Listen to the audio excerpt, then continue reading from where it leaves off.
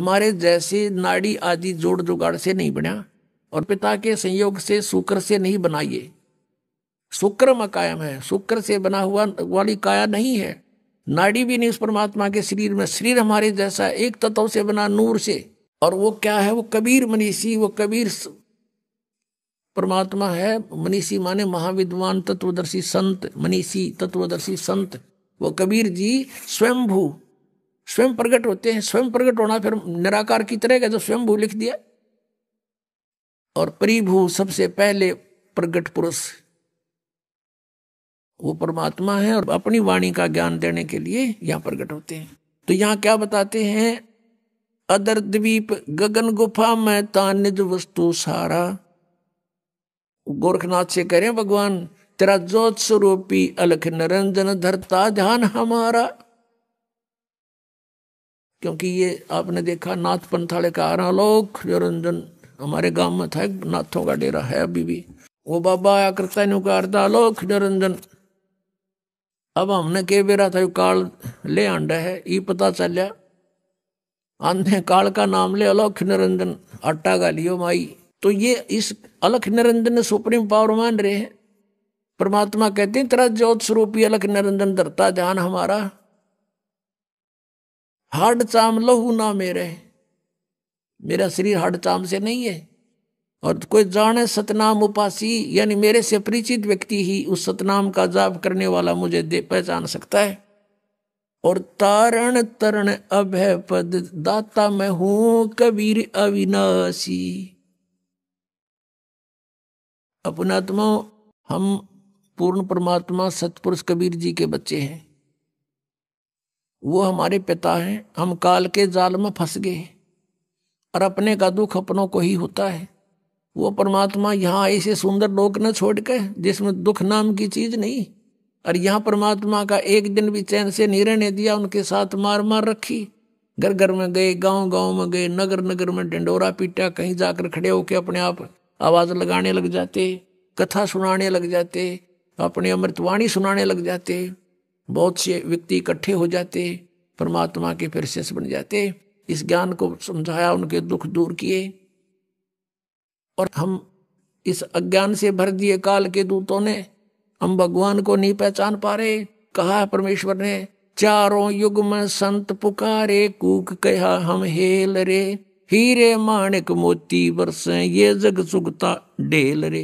कबीर परमात्मा कहते हैं हम चारों युगों में आए, संतों को समझाया, अच्छी आत्माओं को। उन्होंने फिर मेरे से परिचित होकर के इस तत्व ज्ञान का डंडोरा पीटा। चारों युग में संत पुकारे, कूक कहा हम हेल रे। और ये हीरे माणिक मोती बरसे, ये जग सुगता ढेल रे। तत्व ज्ञान रूपी अमृत और मोती बरसा रहे हैं, हीरे लाल पन्ने हम बरसा रहे हैं सत साधना रूपी। और ये शास्त्र विरुद्ध साधना और अज्ञान रूपी ज्ञान को ग्रहण करके डले ढो रहे हैं। अब गरीबदास साहिब जी ने कहा, अनंत कोट ब्रह्मंड का एक रति नहीं भारे। सतगुरु पुरुष कबीरे हैं ये कुल के सिरजनहारे। सतगुरु पुरुष कबीरे हैं ये चारों युग परवान। झूठे गुरुआ मर गए ये हो गए भूत मसान। अब आपने शिवदयाल जी की दशा देख ली, भूत बनकर अपनी शेषा बुक्की में प्रवेश। तो परमात्मा गरीबदास साहिब ने जो कहा कि झूठे गुरु मर के भूत बने फिरे हैं, और उनके अनुयायी कहाँ जाएंगे? सोच लो भक्तों। मोती मुक्ता दर्शत नाही, ये जग है सब अंदरे। दिखत के तो नैन चश्म, इनका फेरा मोतिया बंदरे। ये परम धनी को आंख बीचों बैठे संता भक्ता ने सोचे भी तो भगवान से मिल गए। और कहते हैं ऐसे आंखें बदल कर नो और ऊपर देखो, बोला इसमें किम में आंख बदल के देख लो, बिना बदले देख लो। ऋषि में ऋषियों ने इसको खूब छान रखा, सारे कमल नारी नारी बता रखे, फिर भी ना पाया भगवान के निराकार। और वह छुरी दादा स्वामी और धन धन सतगुरु जय गुरुदेव वालों की भगवान निराकार बतावे। और परमात्मा सह शरीर मनुष्य दृश्य, और उसके एक रोम को करोड़ सूर्य मिला दे, करोड़ चंद्रमा, ऐसी शोभा है। तो निराकार कैसे हुआ? तो यहां भगवान बताते हैं, समझा है तो सिर धर पाओ, बौर नहीं रे ऐसा दाव। सब जाए तो सिर पर पांव धर लो और आ जाओ सतलोक आश्रम बरवाड़ा में, छुटवा लो पीछा। बोलो सतगुरुदेव की जय।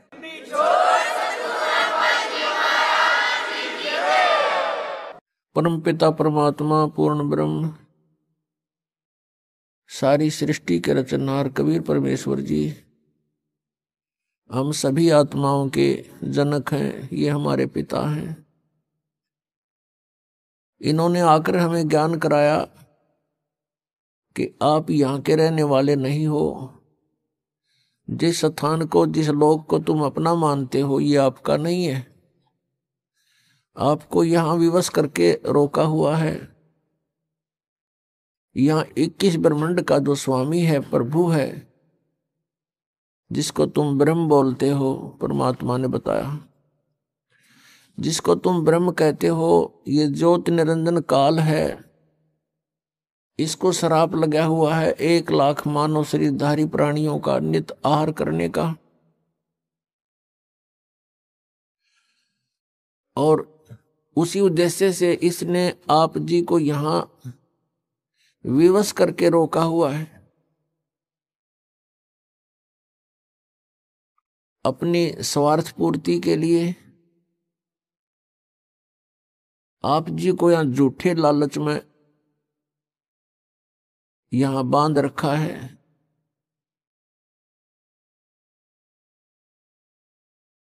और जन्म और मृत्यु का यहाँ का विधान बनाकर आप जी को उसी कोल्हू में पीड़ रहा है। पुण्यात्माओं, अपनों के लिए अपने ही दुखी होते हैं। यहां आप देख रहे हो क्या दुर्दशा है प्रत्येक प्राणी की। किसी को कोई कष्ट है, किसी को कोई कष्ट है। मनुष्य जीवन प्राप्त प्राणियों का ये हाल है। अन्य योनियों का क्या हाल होगा, जैसे कुत्ते के शरीर में, गधे के शरीर में, पशु पक्षियों के शरीर में। कितना दुखी है ये प्राणी। और मनुष्य जीवन में भी क्या हाल है प्रत्येक प्राणी का। कोई प्राणी सुखी नहीं। इस दुख को हमने सुख मान लिया। इस दुख के अंदर थोड़ी सी राहत किसी को है, उसी को हम सुख मान बैठे। इसके लिए परमात्मा कबीर देव जी, कबीर साहब जी कहते हैं कि झूठे सुख को सुख है, ये मान रहा मनमोद, ये सकल चबीना काल का, कुछ मुख में कुछ गोद।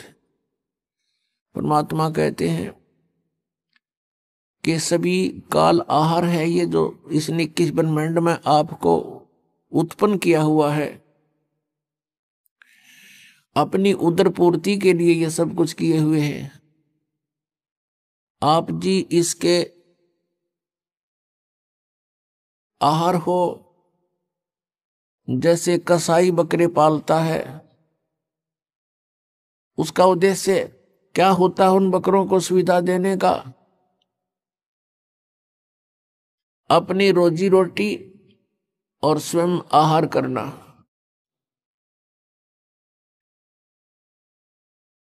उन बकरों के लिए, बकरियों के लिए वो कितनी सुविधाएं करता है। उनके लिए चरागाह बनाता है, जल की व्यवस्था करता है, तालाब, और ऊपर शेड डाल देता है, झोंपड़ी बनाता है गर्मी सर्दी से बचाने के लिए। उन सुविधाओं को देखकर वो बकरे वो समझते हैं कि ये हमारा मालिक बड़ा दयालु है, इसने हमें बहुत सुविधा दे रखी है। और जिसमें वो कसाई, उनका मालिक, उन बकरों के उस स्थान पर आता है तो बकरे उसको अपना एक भद्र पुरुष मानकर, अपना नेक मालिक मानकर उससे प्यार करते हैं, उसके पास आते हैं।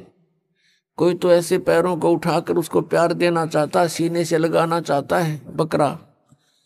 और कोई उसको चाटता है मुंह जिह्वा से एक प्यार जताने के लिए, और वो देखता है ऐसे हाथ लगाता है, वो उसको चाटते हैं, प्यार करते हैं।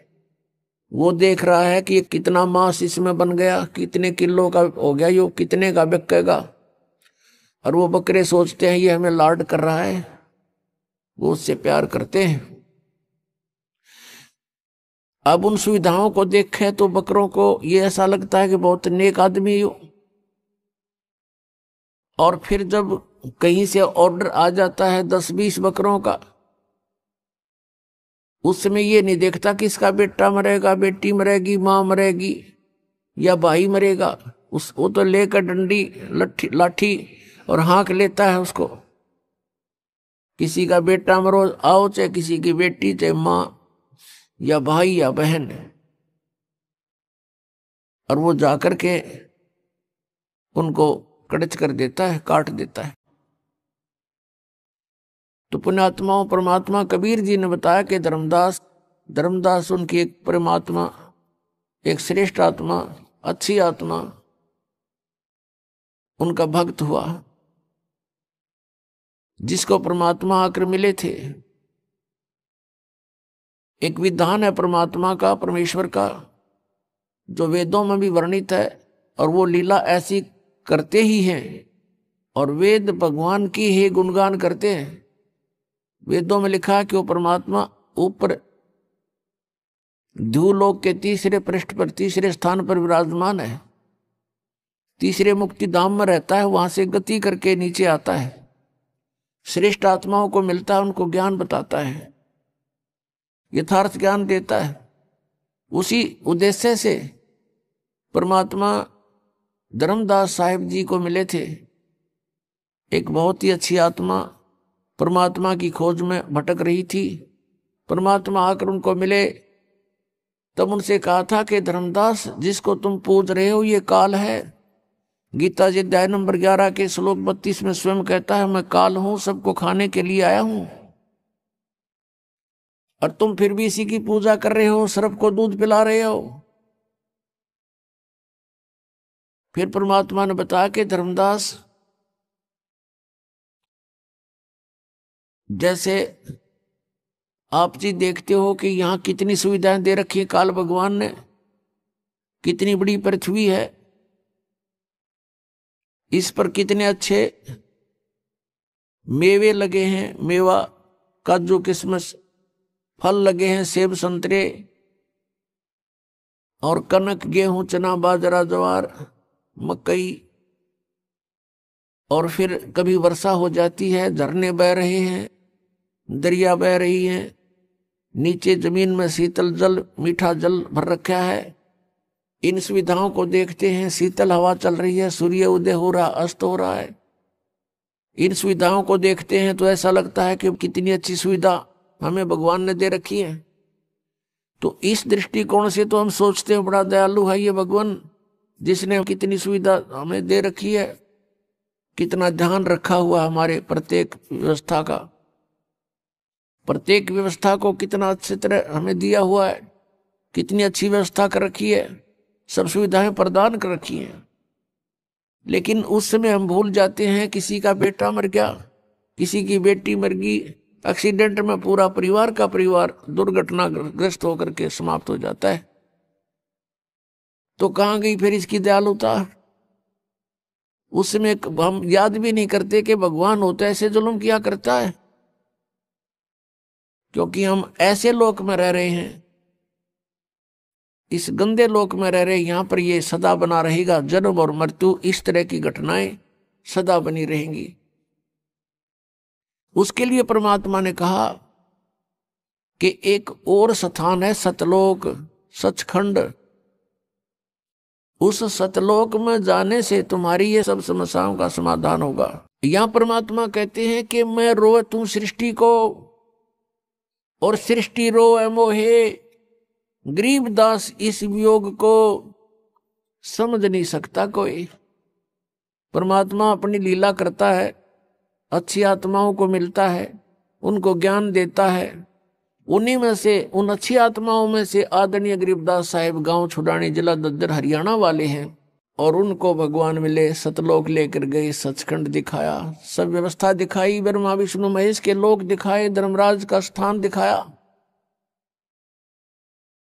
और जहां प्राणी नरक में दुख पा रहे थे वो स्थान दिखाया। यहाँ का नकली स्वर्ग महास्वर्ग दिखाया, यहाँ के नकली कंस्ट्रक्शन कर रखी है, इस काल ने अपनी दुर्गा शक्ति से करवा रखी है। नकली सतलोक, अलखलोक, अगमलोक, नामी लोक नकली ब्रह्मलोक में बना रखे हैं, वो भी दिखाए। और जहां बैठकर 1,00,000 मानव शरीरधारी प्राणियों को ये आहार करता है, वो भी दिखाया। फिर अपना सचखंड दिखाया, सतलोक दिखाया, और वहां परमात्मा को देखकर, सारी व्यवस्था को समझकर संत गरीबदास साहिब जी बड़े खुश हुए। फिर परमेश्वर ने उनको वापस भेज दिया शरीर में। उस समय गरीबदास जी के शरीर की अंतोष्टि करने की तैयारी थी, मृत जान लिया था, क्योंकि आत्मा को परमात्मा निकाल ले गए थे। चिता के ऊपर रख दिया था तो परमेश्वर ने वापस भेज दिया, तभी वो चिता पर ही हलचल हो गई। नीचे उतर आए, उठकर चल पड़े, परमात्मा की आंखों देखे, उस व्यवस्था का गुणगान करने लगे अपनी अमृतवाणी में। परमेश्वर कबीर जी ने गरीबदास साहिब जी के आत्मा में, अंतःकरण में ये ज्ञान भर दिया था जो उन्होंने बाद में बोला। तो यहां बताया है कि मैं रोवत हूं सृष्टि को, गरीबदास जी बता रहे हैं, कबीर भगवान ऐसे बोला। और सृष्टि रोवे मोहे, गरीबदास इस वियोग को समझ नहीं सकता कोई। मैं तुम्हारे लिए भटक रहा हूं, कबीर परमेश्वर जी कहते हैं, और तुम मुझे ना पहचान कर इस काल के ही भगवानों से तुम चिपके हुए हो, और मुझे नहीं पहचान रहे, और तुम मुझे खोज रहे हो, तुम मुझे ढूंढ रहे हो, लेकिन मुझ तक ना पहुंचकर इन काल के ही इन अवतारों तक तुम वहीं चिपके रहते हो, क्योंकि तुम्हें ज्ञान नहीं। अब मैं ज्ञान बताने आया हूं, अब तुम सुनते नहीं। तो परमात्मा ने क्या बताया है, मानुष जन्म दुर्लभ है, मिले न बारंबार, तरवर से पत्ता टूट गिरे, वो बहोर न लगता डार। राम रटत कन्या भली, साकेट बलो न पूते, छेरी के गल में गलथना, जिसमें दूध ना मूते। राम रटत दारी दर भलो, टूटी घर की छान, वो कंचन महल किस काम के, जहां भक्ति नहीं भगवान। राम रटत कोढ़ी भलो, चू चू पड़े जो चाम, वो सुंदर शरीर किस काम का, जा मुख नहीं नाम। कबीर जिह्वा तो वाहे भली, जो रटे हरि नाम, नहीं तो काट फेंक दियो, ये मुख में भलो ना चाम। ये मानव शरीर परमात्मा ने हमें कल्याण कराने के लिए दिया है, मोक्ष प्राप्ति के लिए दिया है। इसका यथार्थ ज्ञान ना होने से हम दुरुपयोग करते रहे, केवल इससे अपने निर्वाह के लिए ही इसका प्रयोग करते रहे। जो क्रियाएं हम भक्ति को छोड़कर, सत्साधना को छोड़कर अन्य जो क्रियाएं करते हैं, वो पशु भी करते हैं, पक्षी भी करते हैं, सभी प्राणी करते हैं। तो मनुष्य में और अन्य प्राणियों में फिर भिन्नता क्या रही, क्या आवश्यकता थी इस मनुष्य जीवन की। पुण्यात्माओं,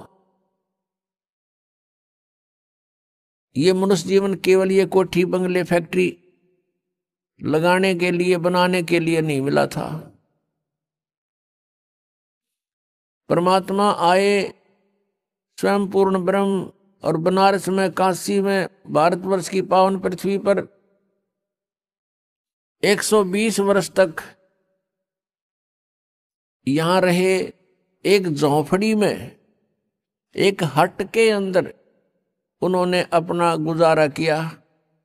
सारे ब्रह्मांडों के दाता, सतलोक के मालिक, सचखंड के निवासी, सर्व सुख संपन्न देश है वो सतलोक, और उसको छोड़कर अपने बच्चों के लिए, आपके लिए, हमारे लिए वो परमात्मा यहाँ आए।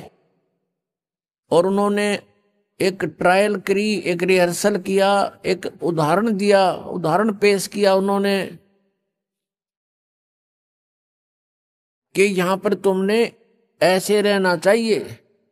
इससे अधिक यदि तुम धन जोड़ने के लिए प्रयत्न करते हो तो ये तुम्हारी अज्ञानता है। घर तो 3.5 हाथ, गणात 4.25, कह कबीर अधिका गहे ताको नहीं विचार। ये अब प्रत्येक प्राणी, मनुष्य शरीरधारी का प्रत्येक प्राणी का शरीर 3.5 हाथ का, उसके अपने 3.5 हाथ का होता है।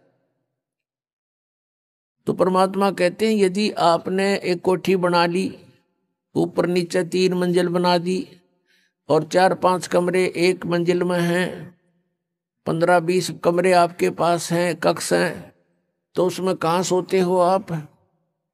एक कक्ष में एक चारपाई जो 3x6 की होती है, उसको किसी कोने में डाल ले उस कक्ष के कमरे के, बाकी कोठी व्यर्थ है। तो पुण्यात्माओं, हम जीव हैं, हम देखा देखी करते हैं गलतियां, और वो पीव थे सर्व संपन्न होते हुए भी अब कभी भी डगमग नहीं हुए, एक झोंपड़ी में आजीवन रहे। वो ये दिखाना चाहते थे यदि तुमने कल्याण कराना है तो यहाँ की सब आवश्यकताओं को मिनिमाइज करो, बहुत कम करो, और ये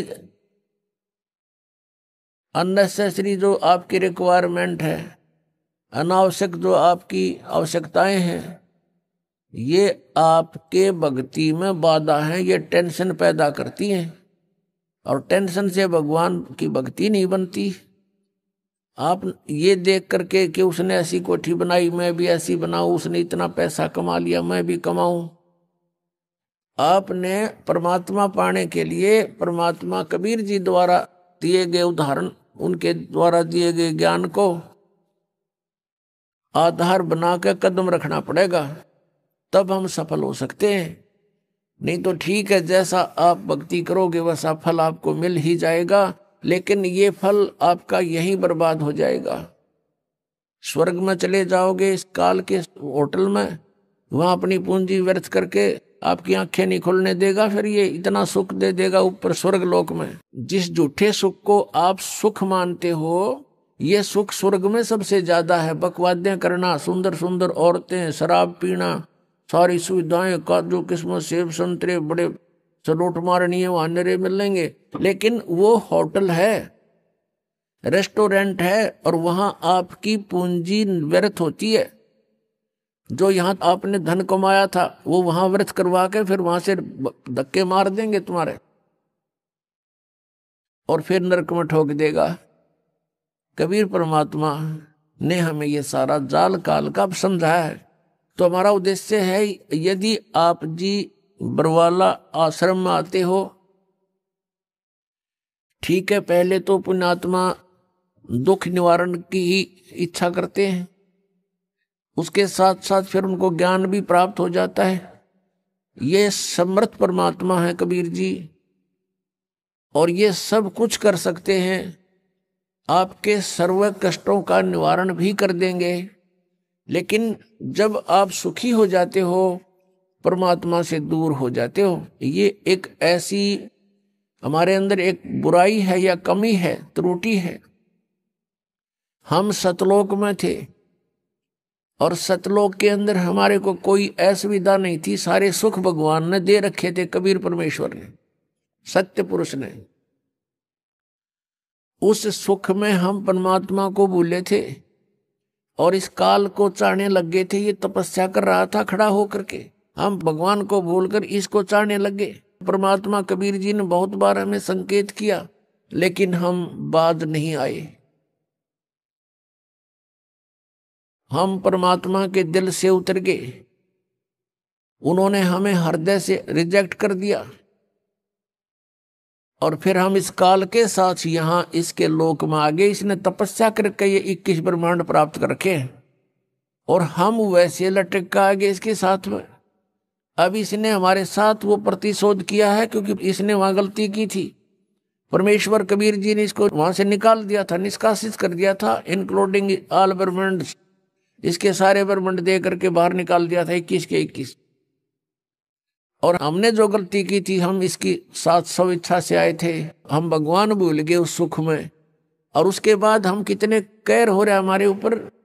पुण्यात्माओं, ये दंत कथा मत समझना, क्योंकि आज तक आपने केवल सिंपल कथाएं सुनी है रामायण और महाभारत की, आप उनको सत्य मान रहे हो। सत्य तो हैं वो जिस सतर की है, वो घटनाएं ऐसी घटी हैं, लेकिन ये जो कथा है ये वो अमर कथा है, अनमोल कथा है। ये वो ज्ञान है, तत्व ज्ञान, जो अभी तक किसी के पास नहीं था। परमात्मा ने कहा था, धर्मदास तो लाख दुहाई, ये मूल ज्ञान की बाहर ना जाई। मूल ज्ञान बाहर जो पर ही, बिजली पेडी हंसनी तरही। मूल ज्ञान तब तक छुपाई जब तक ये द्वादश पंथ ना मिट जाई। तो पुण्यात्माओं, आप जी ये ना सोचना कि ये वैसे कथाएं हैं, ये सच्ची कथाएं हैं। हम वहां रहते थे, हम यहाँ के नहीं हैं। आज आप विचार भी करना चाहिए, जोर देना चाहिए बुद्धि पर, क्योंकि काल ने इतना प्रेशर बना रखा है कि जीव इतनी देर सोच नहीं सकता। उसी समय इसको कोई समस्या याद आ जाती है, कोई और बकवाद याद आ जाती है, इस तरफ हट जाता है ये मन वहां से। तो हमने इस बात को गहराई से सोचना पड़ेगा। आज आप समझते हो मुझे सब सुख है, पुत्र हैं, पुत्रियां हैं, उनके भी संतान हो गई है, बढ़िया मकान है, खूब बढ़िया व्यवस्था है, और कल मृत्यु हो जाती है आपके पुत्र की, टक्कर मार कर रो रहा प्राणी, आपकी मृत्यु हो जाती है, तो आपका क्या है यहां पर। तो पुण्यात्माओं, इसको गहराई से सोचना पड़ेगा, तभी ये ज्ञान समझ में आओगा। यदि आप बरवाला आश्रम में आते हो तो मोक्ष को उद्देश्य मान कराना, केवल यहाँ संकट निवारण के लिए ही नहीं, यहाँ कोई झाड़े लाने वाली व्यवस्था नहीं है। यहाँ पर मोक्ष उद्देश्य मानकर आना, फिर आपको सर्व सुख होगा और उस सुख में फिर आप भूल ना जाना परमात्मा को पुनः। इसलिए ये याद दिलाई जाती है कि हम कहाँ मार खाते हैं, काल का दाव कहाँ लगता है।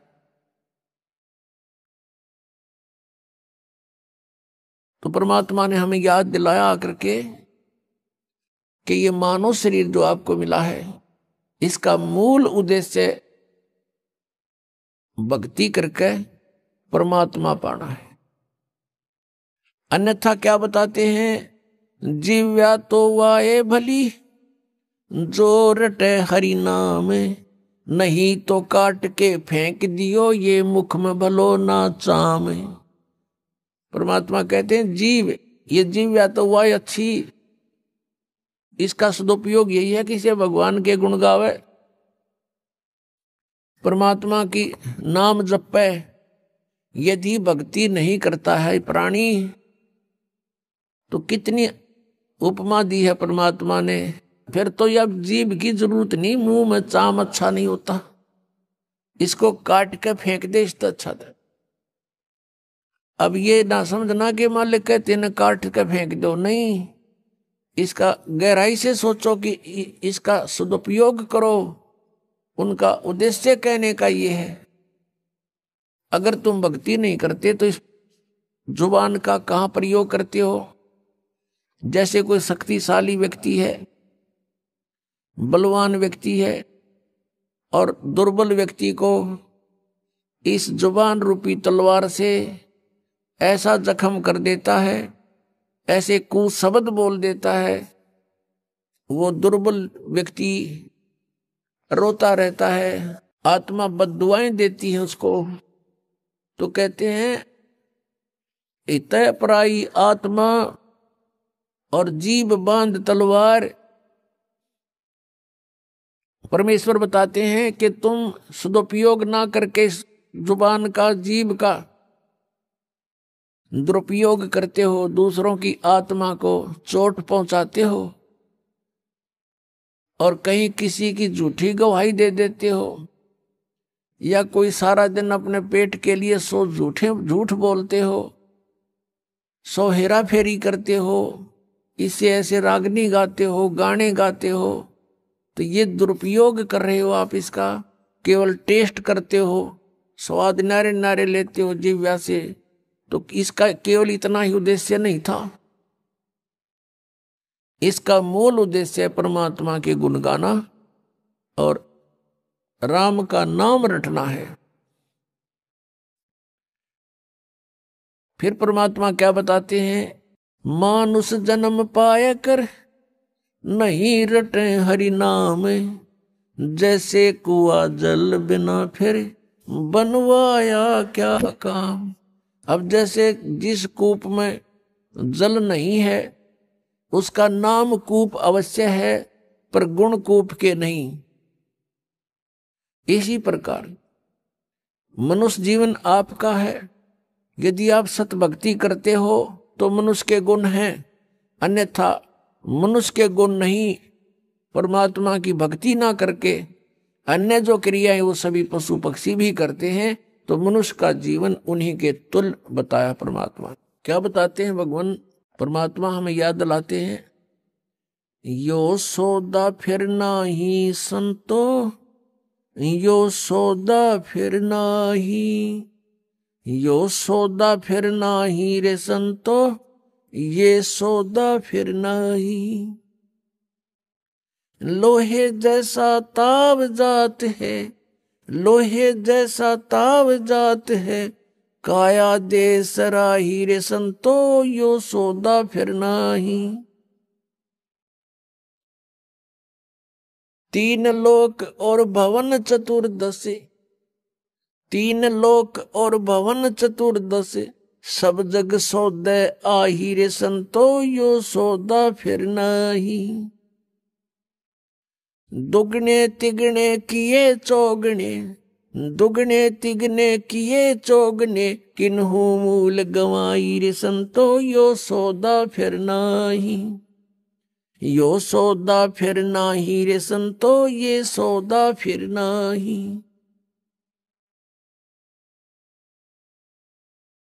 फिर क्या बताते हैं, यो दम टूटे पिंडा फूटे, यो दम टूटे पिंडा फूटे, हो लेखा दरगाह माही रे संतो, यो सौदा फिर नाही। उस दरगाह में मार पड़ेगी, उस दरगाह में मार पड़ेगी, जम पकड़ेंगे बाही रे संतो, यो सौदा फिर नाही। यो सौदा फिर नाही रे संतो, यो सौदा फिर नाही। जा दिन की मोए डरनी लागे, जा दिन की मोए डरनी लागे, लज्जा रे अकनाही रे संतो, यो सौदा फिर नाही। नर नारायण देह पाय कर, नर नारायण देह पाय कर, तो फेर 84 जाई रे संतो, यो सौदा फिर नाही। कुल परिवार तेरा सकल कबीला, कुल परिवार तेरा सकल कबीला, मसलत एक ठहराई रे संतो, यो सौदा फिर नाही। बांध पिंजड़ी आगे धर लिया, बांध पिंजड़ी आगे धर लिया, फिर मरघट को ले जाही रे संतो, यो सौदा फिर नाही।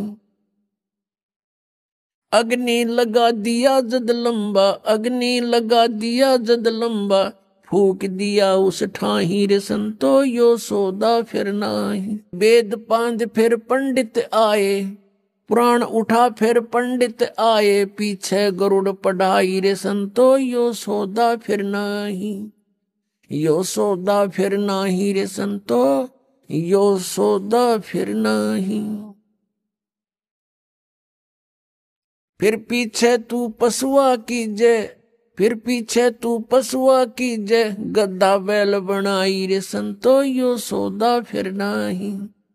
ये 56 भोग कहाँ मन बोरे, 56 भोग कहाँ मन बोरे, कित कुरड़ी चरने जाई रे संतो, यो सौदा फिर नहीं, यो सौदा फिर नाही रे संतो, यो सौदा फिर नाही।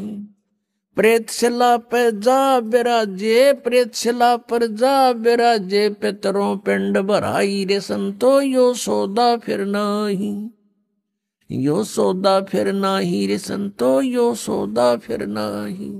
बहुर श्राद्ध खान को आए, बहुर श्राद्ध खान को आए, फिर काग बहे कलमाही रे संतो, यो सौदा फिर नाही, यो सौदा फिर नाही रे संतो, यो सौदा फिर नाही। जय सतगुरु की संगत करते, जय सतगुरु की संगत करते, ये सकल कर्म कट जाई रे संतो, यो सौदा फिर नाही, यो सौदा फिर नाही रे संतो, यो सौदा फिर नाही। अमरपुरी पर आसन होते, अमरपुरी पर आसन होते, जहां धूप ना छाई रे संतो, यो सौदा फिर नाही, यो सौदा फिर नाही रे संतो, यो सौदा फिर नाही।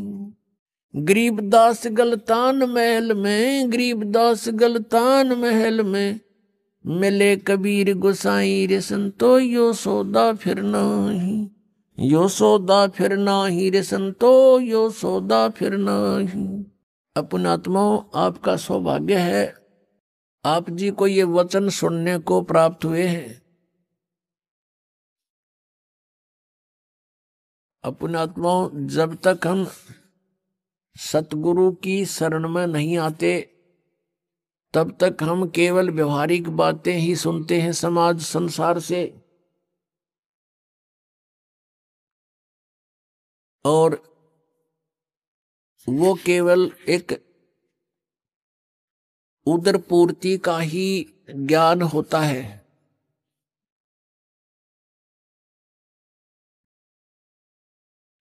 वो केवल उदर पूर्ति का ही जानकारी होती है, वो परमात्म ज्ञान नहीं, आत्म ज्ञान नहीं। और आत्म ज्ञान बिना भक्ति की इच्छा उत्पन्न नहीं होती, हम अपना जीवन व्यर्थ कर जाते हैं। पुण्यात्माओं, ये जो परमात्मा की वाणी आपको सुनाई है, इसको बहुत गहराई से सोचना है। इसके विषय में कहा कि ये बातें कहन सुन की नहीं, ये कर पाड़न की है। इनको केवल सुनने तक और कहने सुनाने तक सीमित ना रखना। अब इसमें कितनी गहरी बात बताई है कि ये सौदा फिरना ही संतो, यो सौदा फिरना ही। अब फिर क्या बताया कि लोहे जैसा ताब जात है, काया देश राही, 3 लोक और भवन चतुर्दश, सब जग सौदे आही। भाई दुगने तिगने किए चौगने, किन्हू मूल गवाही। मनुष्य शरीर प्राप्त प्राणी किस सौदे के लिए आया हुआ है? जैसे आप जी किसी दूसरे शहर में जाते हो, दूर देश पहुंच जाते हो, व्यवसाय करने के लिए, बिजनेस करने के लिए 2 लाख 4 लाख रुपए साथ ले जाते हो, और वहां जाकर के आपने किसी धर्मशाला में या रेस्टोरेंट में कमरा बुक करा लिया।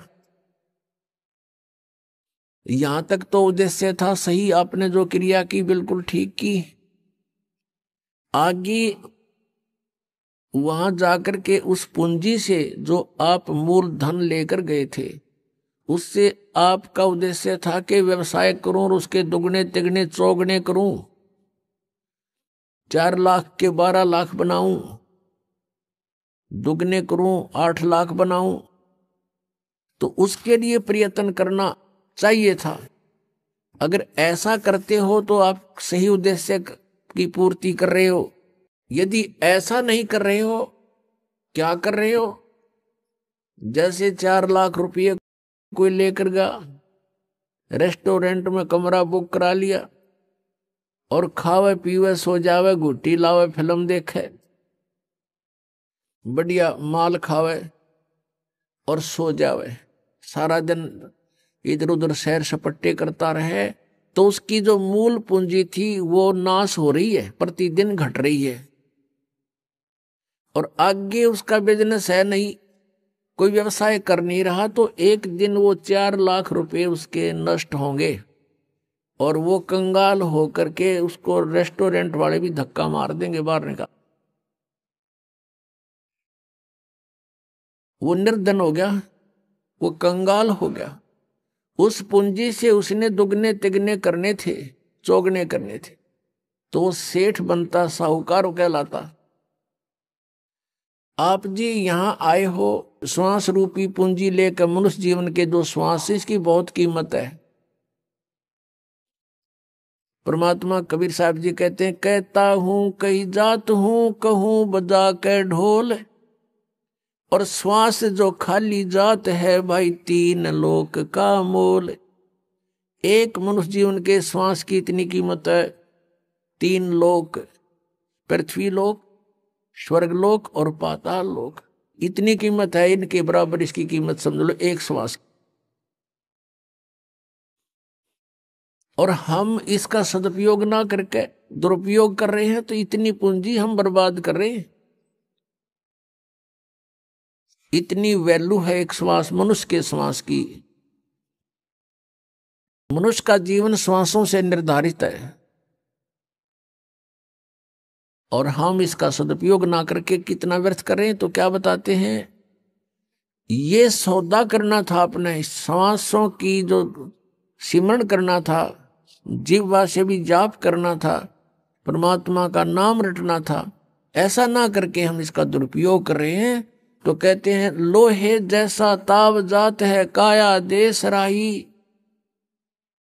जैसे लोहे को गर्म कर देते हैं भट्ठी में, और कारीगर उसको तुरंत निकाल करके उसके ऊपर चोटें मारता है, और उस गरम गरम पर चोट मार के वो जो चाहे सो बना सकता है, जिस उद्देश्य के लिए गर्म किया गया वो लोहा। और यदि वो तुरंत चोट नहीं मारता है, कुछ ठंडा हो जाता है, तो उसके ऊपर चाहे सारे गन्ने झाड़ ले, उसका कुछ नहीं बने फिर लोहे का, क्योंकि ठंडा हो गया, बांगा टेढ़ा हो जाएगा, बांका टेढ़ा। तो ऐसे ही ये मनुष्य जीवन जब तक आपके पास है तो आपका लोहा गर्म है। इसमें राम नाम की चोट मार लोगे तो आप इसका उद्देश्य पूर्ति कर लोगे, अन्यथा फिर बांगा टेढ़ा हो जाएगा, ठंडा होकर के कुत्ते गधे सूअर के मुख मिलेंगे आपको। ये सुंदर शरीर मनुष्य वाला नहीं प्राप्त होगा। इसी को पुण्य भी प्राप्त करने के लिए तो भी आपने भक्ति ही करनी होगी। और जिस समय आपको ज्ञान हो जाएगा तो आप तो इस मनुष्य जीवन को यहां प्राप्त नहीं करोगे, इसको प्राप्त करने का उद्देश्य सतलोक में होगा, जहां फिर कभी मृत्यु ना हो। पुण्यात्माओं, आपके ऊपर मेहर है परमात्मा। आपको ये अमर कथा, ये अनमोल ज्ञान, ये तत्व ज्ञान जो अभी तक छुपा रखा था, आपको प्राप्त हो रहा है। आपके लिए खजाना दाब रखा था कबीर भगवान ने, और आपके ऊपर मेहर बख्श दी कि आपको ये ज्ञान दिया जा रहा है। आप यहाँ अपने परिवार को अपना मानते हो, ये आपकी नहीं, ये काल की भूल भुलैया है। आप जीव संज्ञा के अंदर हैं। आपके ऊपर इतना दबाव दे दिया काल भगवान ने, तीनों गुणों के त्रिगुणमयी माया के द्वारा, के जीव के बस का नहीं है ये तो परमात्मा ने इसको विधि बताई है, इससे एंटीबायोटिक बताई है, इसका सिमरण करने से, सतनाम का सिमरण करने से, सच्चे नाम का। सतनाम सतनाम कोई जाप नहीं है। और ये ज्ञान सुनने से फिर आपके ऊपर ये प्रेशर कम हो जाएगा काल का। परमात्मा हमें याद दिलाते हैं कि लोहे जैसा ताव जात है, काया देश राही। ये लोहे के सा ताव मनुष्य शरीर का आपका जा रहा है। और कहते तीन लोक और भवन चतुर्दश सब जग सौदे आही, ये सब मनुष्य शरीर प्राप्त प्राणी सौदा करने के लिए आए हुए हैं। और कहते हैं दुगने तिगने किए चौगने किन्हु मूल गवाई। पुण्यात्मा है, समझदार है, जिनको ज्ञान हो गया, उन्होंने तो दुगना तिगना चौगुना कर लिया इस मनुष्य जीवन से। और किन्हु मूल गवाही, किसी ने जो सद्भक्ति नहीं करते या भक्ति बिल्कुल नहीं करते, उन्होंने तो अपनी मनुष्य जीवन की ये धन, ये मूल पूंजी नाश कर लिया। किन्हु मूल गवाही, अपनात्मा जो भक्ति नहीं करता वो तो अपना जीवन नाश कर ही रहा है। और जो शास्त्र विधि को त्याग कर मनमाना पूजाएं करता है, नकली गुरुओं से साधना, नकली नामों का जाप कर रहा है, वो भी अपना जीवन नाश कर रहा है। वो उसी के तुल्य है जो भक्ति नहीं कर रहा है। एक रोगी है, औषधि नहीं खा रहा है, उसका तंदुरुस्त मृत्यु है। और दूसरा रोगी औषधि खा रहा है, नकली खा रहा है, तो उसकी भी मृत्यु डेफिनेट है, उसका ट्रीटमेंट नहीं है। ऐसे ही नकली गुरुओं से, इन झूठे गुरुओं से उपदेश प्राप्त करके प्राणी और इन गलत नामों का जाप करके अपना जीवन नाश कर रहा है। तो दोनों ही एक जैसे हैं, वो अंत दोनों का वही होगा।